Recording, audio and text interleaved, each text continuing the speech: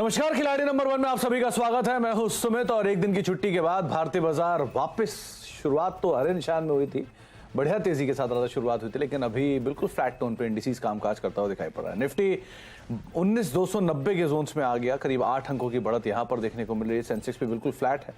Mid cap index में करीब flat to positive tone के साथ कामकाज हो रहा है। 40-42 अंकों के आसपास की बढ़त वहां बनी हुई है। 36 अंकों की तेजी वहां है। स्मॉल कैप इंडेक्स करीब 125 अंक ऊपर है। तो कैश मार्केट में थोड़ी बहुत खरीदारी स्मॉल कैप इंडिसेस के दम पर, तो आप मान के चलो कि 1% के आसपास की तेजी के साथ small cap index out perform कर रहा है, एटलीस्ट बाकी इंडिसेस से कंपैरिजन में। तो एक हेवी सेल ऑफ जो मंडे को मार्केट्स में देखा था, स्पेशली कैश मार्केट में, उसके बाद आज थोड़ी बहुत खरीदारी है। एडवांस डिक्लाइन 1750 शेयर तेजी में है और 1100-1150 शेयर बिकवाली के साथ कामकाज करते हुए दिखाई पड़ रहे हैं। और जो एक डैमेज फर्स्ट मतलब मंडे को देखा गया था, उस डैमेज के बाद आज थोड़ा सा रिकूप कर रहा है market. HDFC bank major contributor, SBI contribution दे रहा है, रिलायंस और हिंडाल्को कुछ ऐसे नाम जो कि मेजरली कंट्रीब्यूट करते हुए। सामने IT थोड़े प्रेशर में, तो इन्फोसिस में दबाव है, ITC आज प्रेशर में है, ICICI बैंक, NTPC कुछ और ऐसे नाम जो कि दबाव के साथ कामकाज करते हुए आपको दिखाई पड़ेंगे। इस हफ्ते हम बातचीत कर रहे हैं पंकज राडेट से, उसके अलावा ब्रजेश आयल हमारे साथ मौजूद हैं और रत्नेश गोयल भी हमारे साथ मौजूद हैं। इस हफ्ते तीनों ही खिलाड़ियों से हम के साथ ही हम पूरा गेम खेल रहे हैं। तीनों हमारे साथ मौजूद भी हैं। आप तीनों को नमस्कार, स्वागत है कार्यक्रम में। पहले टॉप पिक्स तीनों खिलाड़ियों की आएगी, साथ साथ रिटर्न किस तरह के रहे हैं अब तक, क्योंकि पंकज जी ने इस शुरुआत में शॉर्ट कॉल्स के साथ इनिशिएट किया था, इसलिए उनका रिटर्न लीड कर रहा है। करीब 6% की तेजी के साथ वो सोफा लीड करते हुए दिखाई पड़ रहे हैं। रत्नेश जी का return 4.5%, more less neck to neck, और ब्रजेश जी का रिटर्न -4.6% के आसपास देखने को मिल रहा है। मंडे का एक अनएक्सपेक्टेड जो सेशन था, उसकी वजह से यहाँ पर एक सिचुएशन ऐसे बनते हुए दिखाई पड़ रही है। मेजरली बाय कॉल्स में थे ब्रजेश सर, जिसकी वजह से थोड़ा सा इंपैक्ट आता हुआ दिखाई पड़ा। Top calls L&T finance holding बिकवाली गिरा है, पंकज जी की तरफ से आई थी 126 रुपए के टारगेट्स के लिए, 3% का कॉन्ट्रीब्यूशन यहाँ रहा। लॉरस लैब जो थी रत्नेश जी की तरफ से सेल कॉल थी 350 रुपए के टारगेट्स के लिए, वहां पर भी करीब मेजरली 2% के आसपास की रिटर्न है। और Muthoot finance despite falling market में ये स्टॉक ने 1350 रुपए के टारगेट थे, 1% का पॉजिटिव रिटर्न लाकर दिया ब्रजेश सर को। आप तीनों को नमस्कार, स्वागत है कार्यक्रम में।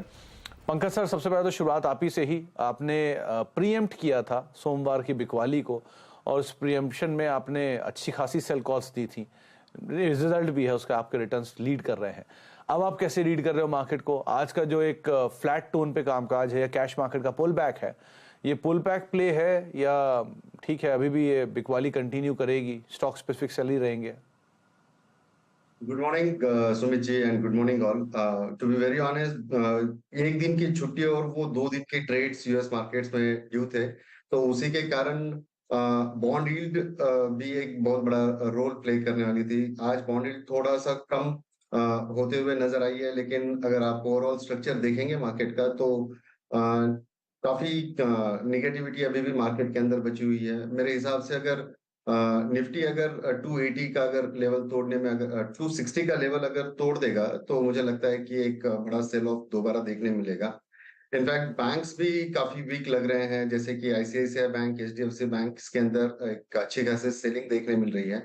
बेशक आज HDFC बैंक इतना ज्यादा परफॉर्म नहीं कर रहा है ऊपरी लेवल पे, लेकिन डेफिनेटली ICICI बैंक एक बड़ा क्रैकडाउन साबित हो सकता है।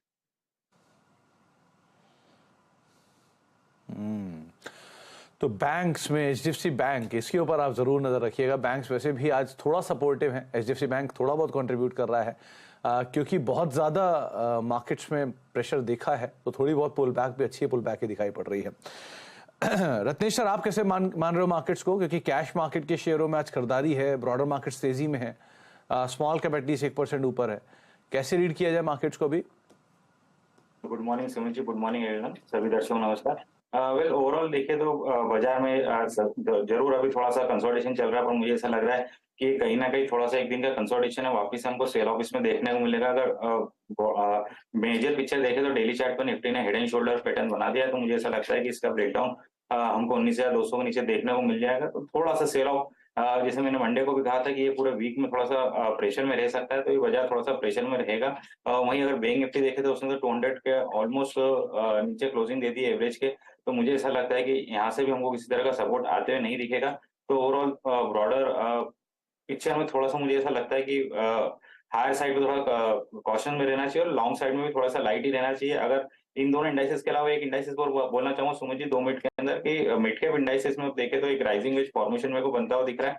तो मिड कैप इंडाइसेस में भी बिल्कुल थोड़ा सा अगर हमारे जो भी निवेशक है दर्शक है उनको थोड़ा सा लाइट पोजिशन में यहाँ पे रहना चाहिए। तो थोड़ा लाइट साइड पे पोजीशन को रखिएगा, लॉन्ग साइड पे अभी मत जाएं, थोड़ा हल्के रखिएगा अपनी पोजीशंस को। थोड़ा बहुत पेंडिंग है मार्केट में सेल ऑफ जो रत्नेश अभी मान के चल रहे हैं। ब्रिजेश सर, आपने लॉन्ग साइड की पोजीशंस ली थी सोमवार को, वो तो अनएक्सपेक्टेड सेल था, जितनी मार्केट ने उस दिन सेल ऑफ दिखाई उतनी उम्मीद थी नहीं किसी को वैसे। लेकिन अब आप क्या मान रहे हो मार्केट्स में, अब क्या करना चाहिए?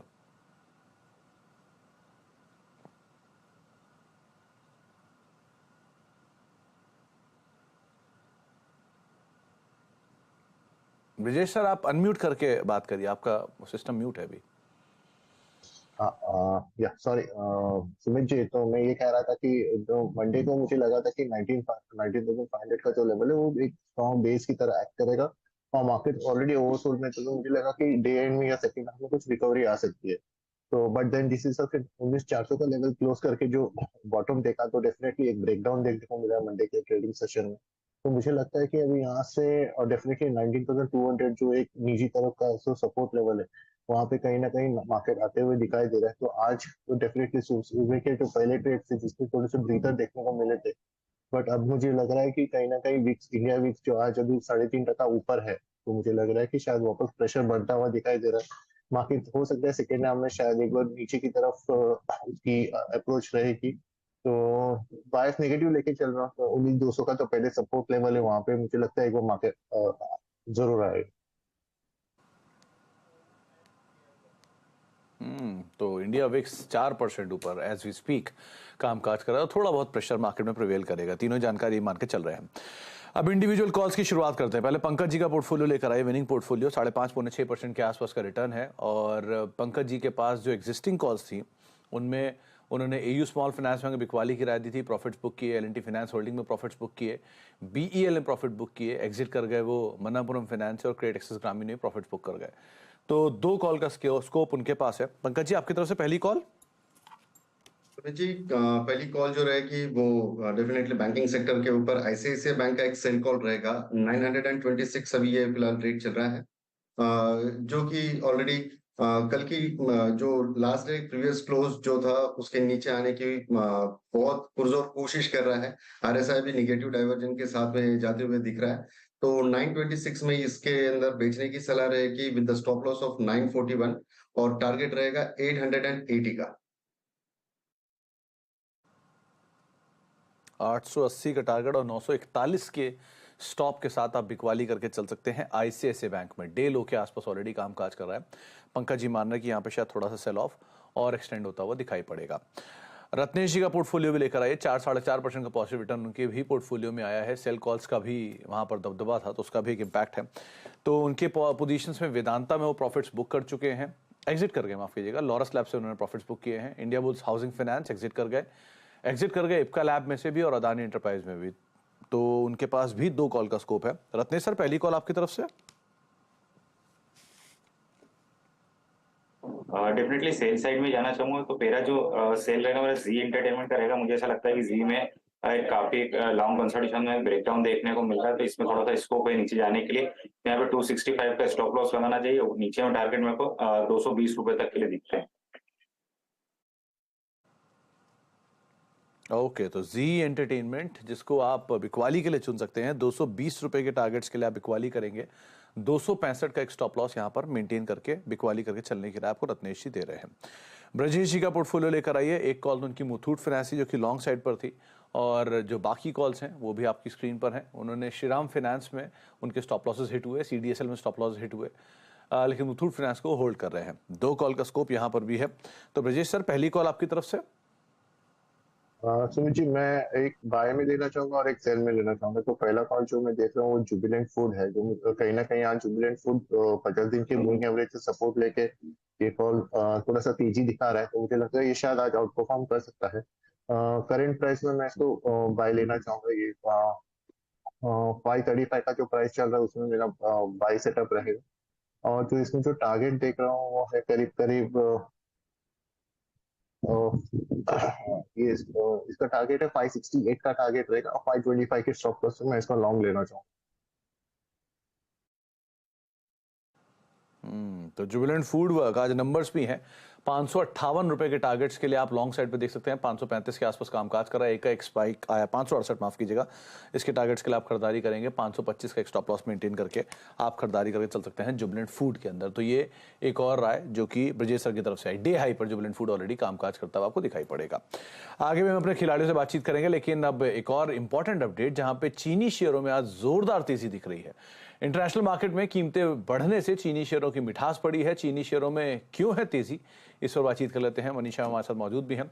मनीषा मैम, 12 साल के ऊपरी स्तरों पर चीनी के प्राइसेस ग्लोबली पहुंच गए। वो ब्राजील का भी एक इम्पैक्ट आप कह सकते हो। कैसे रीड कर रहे हो आप चीनी की इस मिठास को? अच्छी खासी मीठी होती हुई तो नजर आई ही है। जैसे आपने कहा कि रॉ शुगर प्राइसेस अंतर्राष्ट्रीय बाजारों में 12 साल के हाईज पर हैं। हमने 27 सेंट प्रति पाउंड के प्राइसेस यहां पर बनते हुए देखे हैं। तेजी इसलिए भी है क्योंकि वॉलेटाइल कच्चे तेल के भाव यहां पर रहे हैं। माना यह जा रहा है कि भारत शायद अगले सीजन में एक्सपोर्ट नहीं करता हुआ नजर आएगा और जो पिछले साल हमारा 6 से 7 मिलियन टन का एक्सपोर्ट था वो बाजार से गायब रहेगा। उसका भी फायदा हमने यहां पर भावों में आता हुआ देखा है। अंतर्राष्ट्रीय बाजारों की अगर बात की जाए तो इसी साल में करीबन 35 से 40% की तेजी, डिपेंडिंग अपॉन आप कौन सी चीनी के भाव यहां पर देख रहे हैं, इस साल में देखने को मिली है। और ब्राजील की तरफ से चिंताएं तो हैं ही, लेकिन थाईलैंड जो दूसरा सबसे बड़ा एक्सपोर्टर कंट्री है, वहां पर भी हमने देखा है कि फसल इस बार 18% कमजोर रह सकती है। इसके अलावा अगर आप ब्राजील के एथेनॉल के भाव देखें तो वो 3 महीने के हाईज पर हैं। उसका भी फायदा यहां पर होता हुआ नजर आया है। साथ ही साथ इंटरनेशनल शुगर ऑर्गेनाइजेशन का मानना है कि अगले सीजन में अंतर्राष्ट्रीय बाजारों में आप 1.2% का गेन यहां पर प्रोडक्शन के हिसाब से आता हुआ देखेंगे, लेकिन अंतर्राष्ट्रीय बाजारों में अगले सीजन में जो डेफिसिट है वो 2.1 मिलियन टन रहने की उम्मीद है, जिसका फायदा लगातार यहां पर चीनी के प्राइसेस में बनता हुआ नजर आया है। यूएसडीए रिपोर्ट का भी मानना है कि अगले सीजन में ग्लोबल मार्केट्स में करीबन 2.5% की तेजी आप कंजम्पशन में आता हुआ देखेंगे। यानी चीनी का जो यूज है एथेनॉल के हिसाब से या डोमेस्टिक कंजम्पशन के हिसाब से, आउट ऑफ होम कंजम्पशन के लिहाज से, स्पेशली इंडियन मार्केट्स में जहां पर हम फेस्टिवल्स और शादियों की तरफ बढ़ रहे हैं, काफी हद तक यहां पर चीनी की डिमांड आगे जाकर बरकरार रह सकती है, जिसका सीधा फायदा हमने यहां पर स्टॉक्स में आता हुआ देखा। फैक्ट स्टॉक्स में रिएक्शन भी है, बढ़िया तेजी देखने को मिल रही तमाम चीनी शेयरों में, और मल्टीपल ट्रिगर जो कि मनीषा मैम आपको हाईलाइट भी कर रहे थे। बहुत बहुत शुक्रिया मैम हमारे साथ मौजूद रहने के लिए और बातचीत करने के लिए इस इंपॉर्टेंट ट्रिगर, इंपॉर्टेंट अपडेट को लेकर भी। एक ब्रेक का वक्त हो गया, ब्रेक के बाद लौटते हैं। तीनों खिलाड़ी हमारे साथ मौजूद हैं, उनसे हम आगे बातचीत जारी रखेंगे। 3 कॉल्स, मतलब एक कॉल तीनों की पेंडिंग है, उस पर भी चर्चा करते हैं छोटे से ब्रेक के उस पर।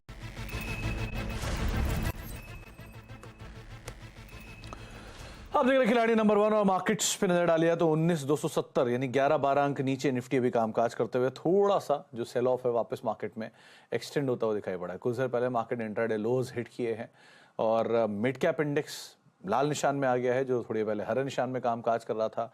अब करीब 4-5 अंक नीचे, इनफैक्ट 15 अंक नीचे अब मिड कैप इंडेक्स कामकाज करते हुए। और स्मॉल कैप इंडेक्स हालांकि अभी भी हरे निशान में, हालांकि जो तेजी थी उसकी इंटेंसिटी थोड़ी कम हुई है। थोड़ी पहले 1% ऊपर था, अब ये 3/4% की बढ़त के साथ ट्रेड करता हुआ दिखाई पड़ रहा है। तो हायर लेवल से मार्केट प्रेशर फील कर रहा है और एडवांस डिक्लाइन भी 1750 के आसपास थे, वो अब 1600-1650 के आसपास, और डिक्लाइन जो 1100 की रेंज में थे वो अब 1300 की रेंज में पहुंचते हुए दिखाई पड़ रहे हैं।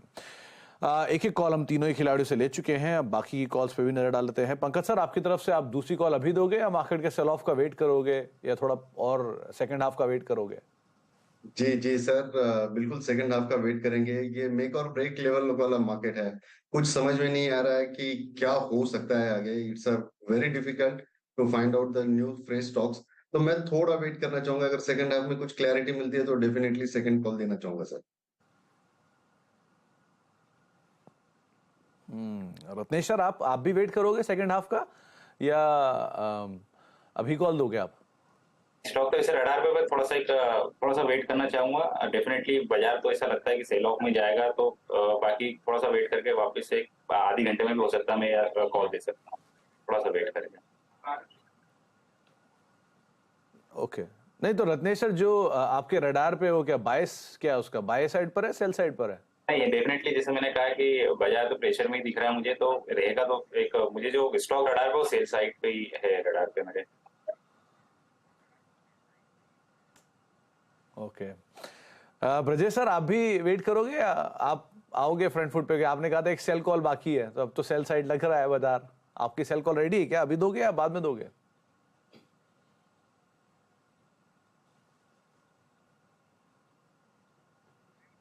ब्रजेश सर, अनम्यूट करिए प्लीज। तो सुमित जी, मैं चाह तो रहा था कि कई एक सेल कॉल दे दूं, बट देन मुझे टोरेंट फार्मा का जो चार्ट पैटर्न है वो देखने के बाद मुझे लग रहा है कि एक बाइंग अपॉर्चुनिटी, एक रिस्क ले लेना चाहिए, क्योंकि जिस हिसाब से उसका जो स्ट्रक्चर है, जो मुझे लगता है डे एंड को एक पॉजिटिव फ्लो देखने को मिल सकता है।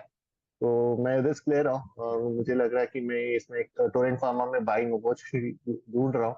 और उसका अवर्ली चार्ट्स और वॉल्यूम्स वगैरह आए तो मुझे लगता है वॉल्यूम्स इतने इजीली धोखा नहीं देंगे, तो मैं इसमें बाय ले रहा हूँ।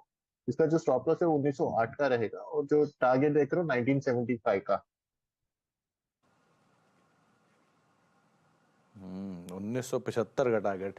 Brajesh sir, risk takers are fortune makers, so ऐसी कोई बात नहीं है, नंबर्स आ ही चुके हैं। 1975 रुपए के टारगेट्स के लिए आप लॉन्ग साइड पे इस पे जा सकते हो। 1908 का एक स्टॉप लॉस यहाँ पर मेंटेन कर सकते हो। टोरेंट फार्मा, ये एक ऐसा नाम है जिसके ऊपर आप दांव लगा सकते हैं। शुरुआती बिकवाली, और बिकवाली के बाद यहाँ पे पुल बैक आता हुआ दिखाई पड़ रहा है। पंकज सर, आपने नहीं बताया आपका बायस क्या था? बाय साइड पर है या सेल साइड पर है, या Sir, to be कोई very बाय कॉल है honest, जो सेल बनती हुई दिख रही है? मैं मिक्स्ड हूँ, आई एम लिटरली कंफ्यूज्ड, लेकिन डेफिनेटली सेल की तरफ मेरा रुझान ज्यादा रहेगा।